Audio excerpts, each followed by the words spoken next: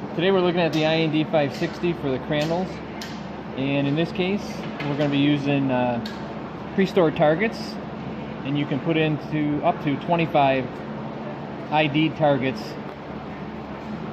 that you can store your set point data. So to look at those targets that are already in there, we put in a couple just out of the factory. You press your target table key, which is this key right here. Press it once. It'll show you what's in there. You're going to then press the binocular key, which is your center key right here. It'll show you what's already written in there. Now we just wrote in target 1, test 1. They have certain values, but on here we just have that and test 2. We're just going to, now if you wrote in a whole list up to 25, you would have up to 25 values you could scroll through. We're going to escape from here for now. Now, if we want to adjust those targets, we're going to hit the other key, the target soft key. And right now I believe I'm in target 1. And you can see we already have values in here. Target 1's got 10 pounds. Then we have a spill value at 0.2. Now what that spill value is referring to is what we also call product in motion. So that is going to more or less kind of pre-activate from the target value of 10 pounds, and that's making up for the time it takes for the set point to trigger at 10 pounds, and then the product's still moving. So the head closes, but you have to make up for that value, and that's done through the spill value. In our case, we're just using a 0.2. You can figure that out and adjust that as you're filling. So we're going to enter that. We go down, you'll see fine feed. Now in this case, fine feed is where the dribble feed is actually going to initiate. Now we're showing 2 pounds, so if my target was 10, my fine feed is 2. So my dribble, or the fine feed, is going to initiate at 8 pounds. 2 pounds minus the target of 10. The tolerance, we pretty much are going to keep at plus or minus 0.01 in this case. You can adjust that accordingly also. So for there, we just entered in. Again, it was showing test 1. Okay. Now that we see where our targets are, and we want to write in some new targets, so you can ID them, put a description in there, up to 25 pieces, or up to 25 targets. We're going to hit our down key once, and that's going to give you this key right here, referred to as memory key. You're going to hit that. It's going to put you into the memory and set up for the actual indicator. You're going to scroll down to application. Press the right key. You'll see memory, operation, discrete IOs. You're going to hit memory, hit the right key. Now you're going to scroll down to see target table. Now the target table is highlighted. Press enter, and you'll actually see on the screen material transfer, target deviation.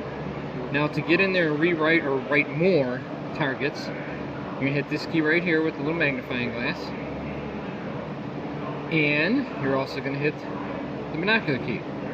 Now that's going to get you into your target search view. It'll show you the 2 that are already existing that we put in here by factory.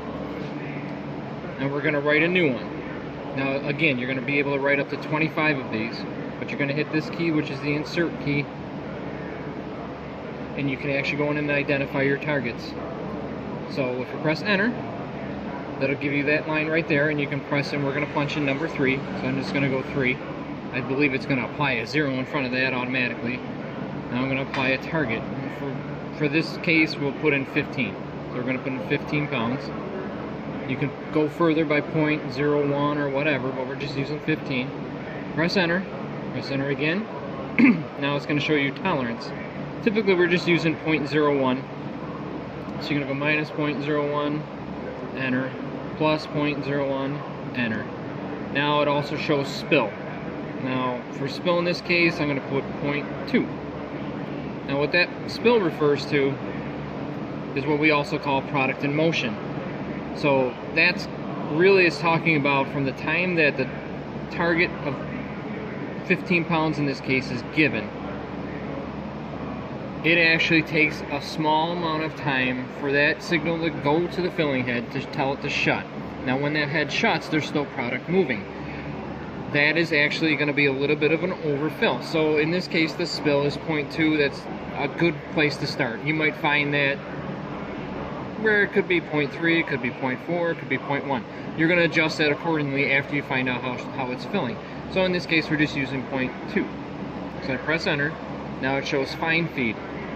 In this case, I'm going to use 2 pounds. And what that fine feed is going to do is subtract from the target 2 pounds.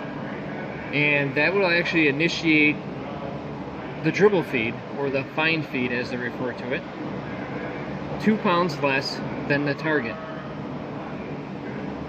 So I did that. So now we have our fine feed in, we have our spill, we have our target. Now if I want to ID or give it a description, you can call it whatever you want, but you would just simply hit the keys. It's going to show you the alphabet above the keys. So if I hit this one, that's going to show A, B, C, D, E, and then it'll highlight those. You can call it A, and if I do it again over here, and go B, do it again, C. So our description there is A, B, C.